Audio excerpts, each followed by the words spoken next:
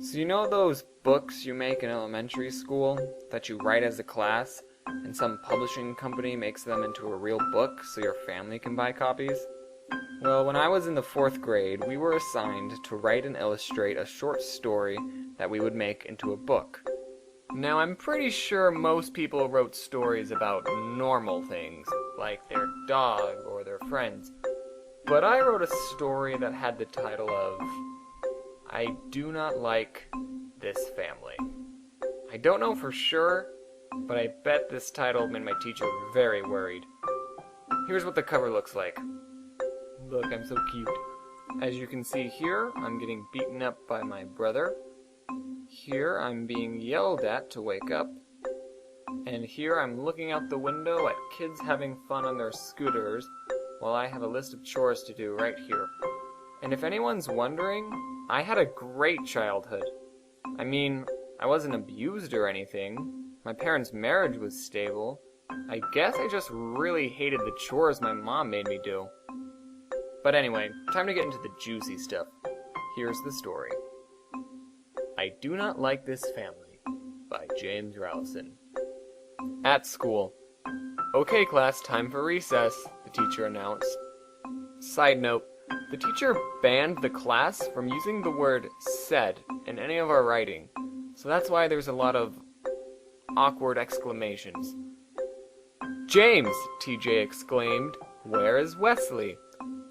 TJ and Wesley are real people that were actually my friends in 4th grade. Wesley moved to a different school, so we lost touch, but me and TJ are still friends. He is not here. Life is different without Wesley, replied James. Wesley, if you are watching this, I am so sorry. Is that Wesley over there? Boy, is he late, TJ replied. I don't know why I made all my friends talk like robots, but Wesley responds, Hi guys, I had a dentist appointment. That is why I am so late. James, did you get my invitation? Yeah, James answered. Can you come? Wesley asked. No, James answered. Why not? Wesley asked. A reporter is coming in, so we have to clean up the house. And my mom is going to be on TV at 12 o'clock midnight, James replied. I love how I never say why my mom will be on TV, but if she's not letting me go to a friend's birthday party so I can clean the house, she's probably doing something illegal. Who would want to stay awake for that long? Just for that, TJ exclaimed. And then my dear friend Wesley suggests, you could run away. Like, I don't even run away to the birthday party. I just run away in the middle of the night. I think I will, James smiled. 11 a.m., time to go. I meant p.m. But if I go out the door, the alarm will go. The escape ladder, James thought. James went down the ladder and hid behind a bush. End of page 1. I'm going to skip ahead a bit because it's more of me talking to myself, but basically I get hungry, I want to eat some berries that's 5 miles away, I find a $1 bill and decide to take the bus there. 1 hour later. Where is that bus? James exclaimed. Finally, the bus is here, James replied with relief. I didn't reply to anything. Sorry, kid, your parents aren't around, the bus driver replied, refusing to let him ride. The bus driver didn't reply to anything either. I'm 11 years old, James exclaimed. I was actually 9 when I wrote this. Apparently being 11 meant you were all big and tough and could ride buses by yourselves. I really looked up to 11-year-olds. So I go home, sleep, and in the morning I hear my dad say, It's too bad your interview on the news was canceled, Dad replied sadly. I obviously don't know what the word replied means. So I get excited that my mom's interview was canceled and I can go to Wesley's birthday party. But then I scream, ow, in pain for some reason. And I'm in pain, and I say, I am going to be on my bed. So I'm on my bed, I rip up the dollar bill I found outside because I think it's unlucky. I also would like to point out that I used a semicolon in the right place. So I call my dad, who in this story is a doctor, and he says, Okay, son, does this hurt? Yeah, James answered. Oh no, Dad exclaimed. So somehow my dad is able to successfully diagnose me by only asking if something hurts. Now, I don't know how real doctors diagnose people, but I'm pretty sure it's not like that. What is 9 I's, Z, 8 S's, and then a space, and then 3 Z's. And then I write, James said as he fell asleep. What happens next is such a big plot twist I bet none of you saw coming. As I'm laying on my bed unconscious, my dad says, kidney failure. And then it's followed by 4 frowny face emoticons in parentheses. I can't believe that my 9-year-old mind somehow knew what kidney failure was.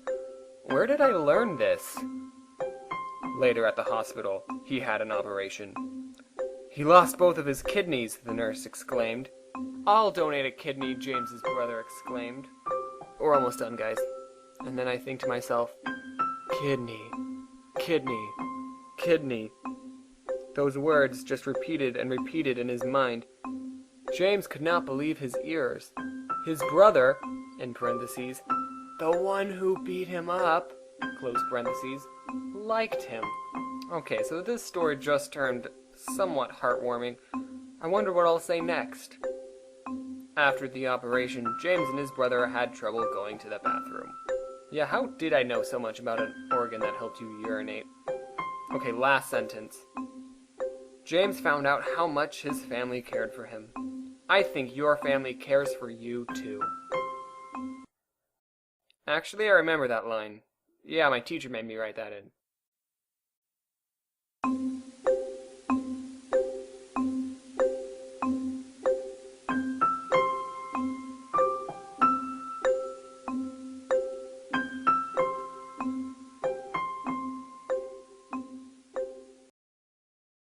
Starting 9th grade was probably the worst decision I have ever made.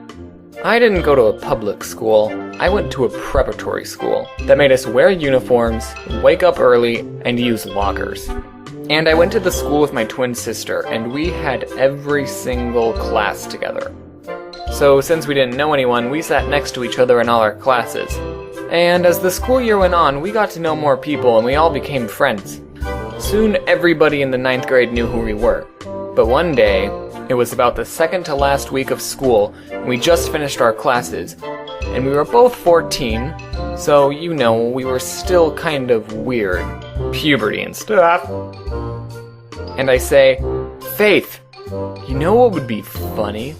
If you bump into someone, and then say, oh sorry, let me apologize with my sympathy rub.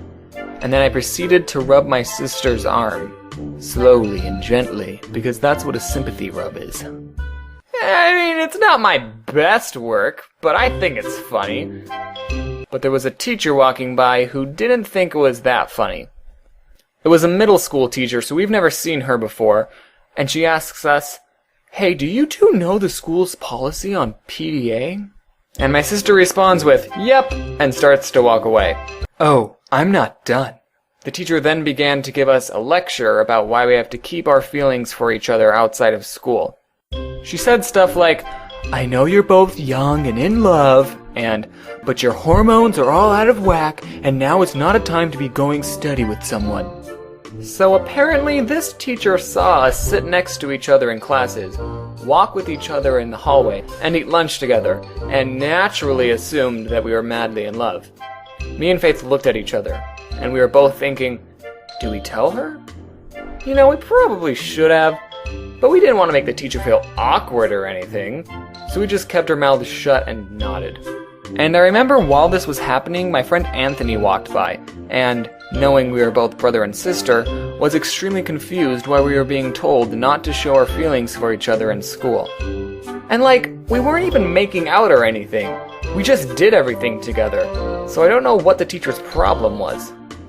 So after the teacher was done talking, I thought it was extremely funny and wanted to tell everyone in the whole school, but Faith was utterly embarrassed and wanted to keep quiet.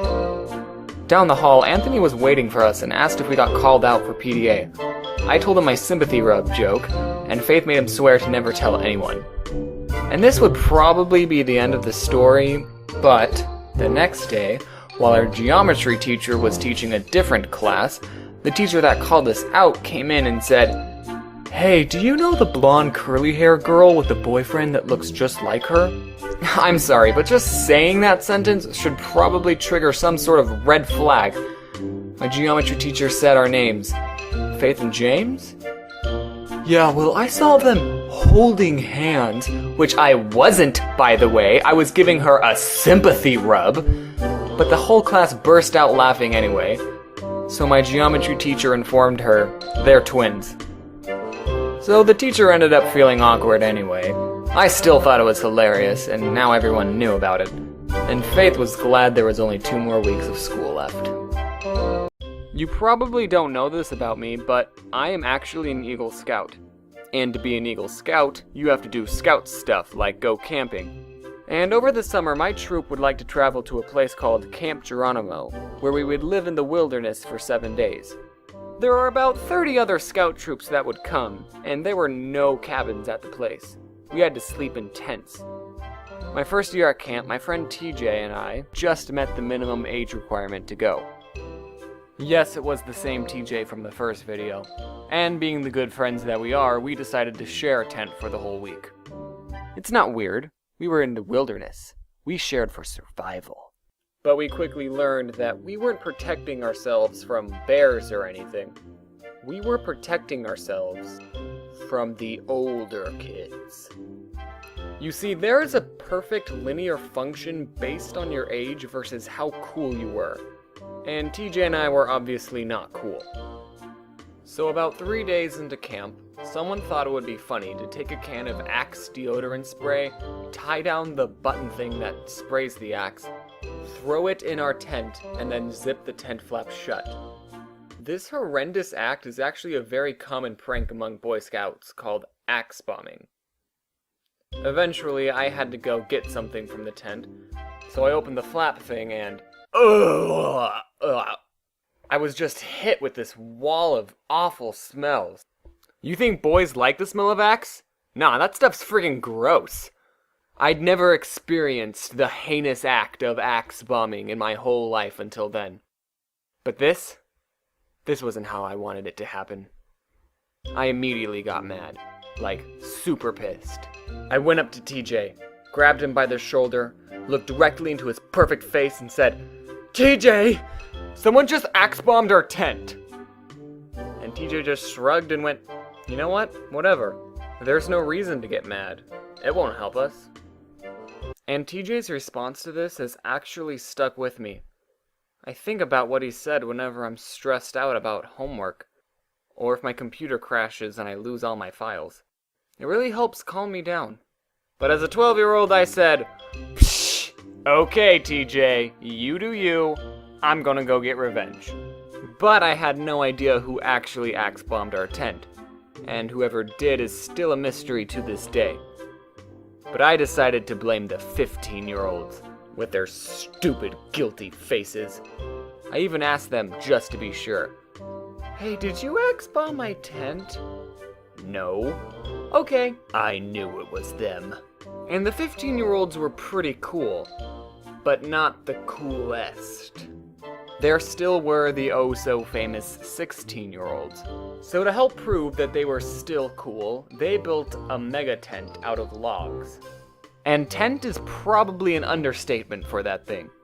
They had logs tied around trees, 5 walls, a back and a front door. It even had a log roof that some boys could stand on. And all the 15-year-olds slept under it every night. And I came up with a perfect plan to get my revenge. Sorry, I have to turn this into a 2-part thing. So anyway, thanks for watching. You can see 2 of my other videos that I've made, or a whole bunch of funny comics at my website. I mean, I'm not just going to ask you to like, favorite, subscribe, and comment, but if you do want to do that, you could.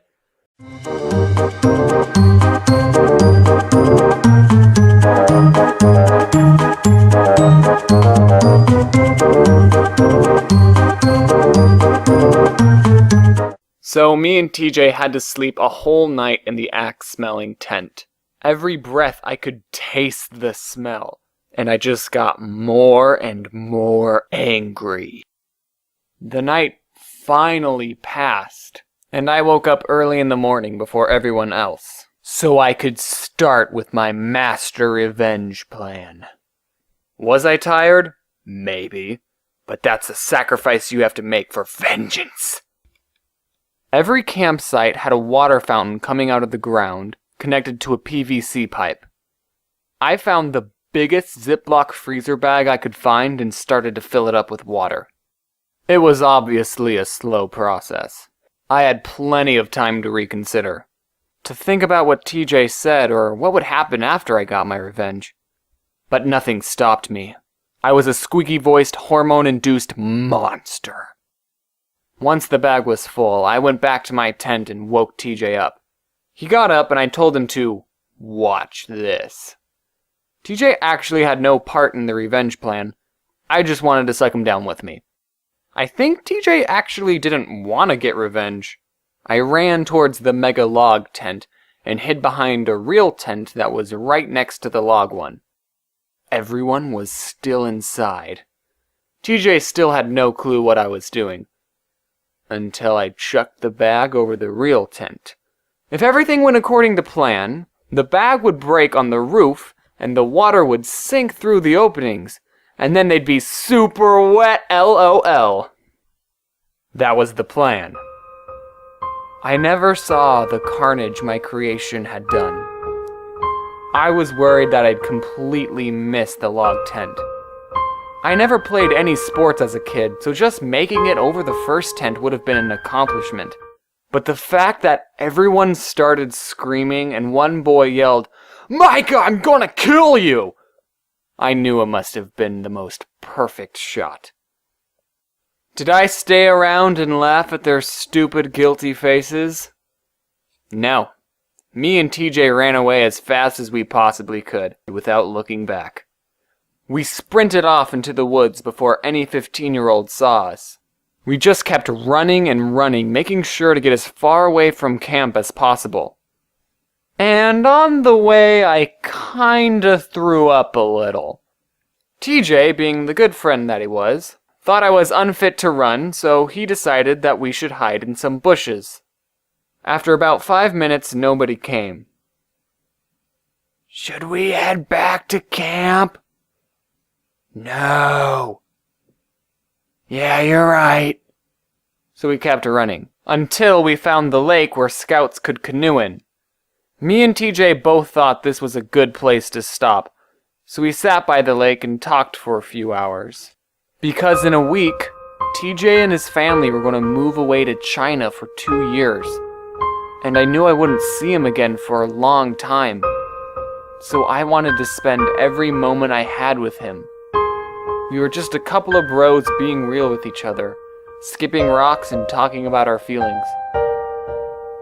And then that night, the 15-year-old's tent got axe-bombed, so I guess it wasn't them. Oh, and remember how I threw up after running so much? Well, apparently there was a sickness going around camp that all the camp instructors got, and about 50% of the scouts got it too. And lo and behold, one of the 15-year-olds wasn't feeling so well when he went to bed that night. And then the sudden jolt awake and the cold water made him throw up. Yay!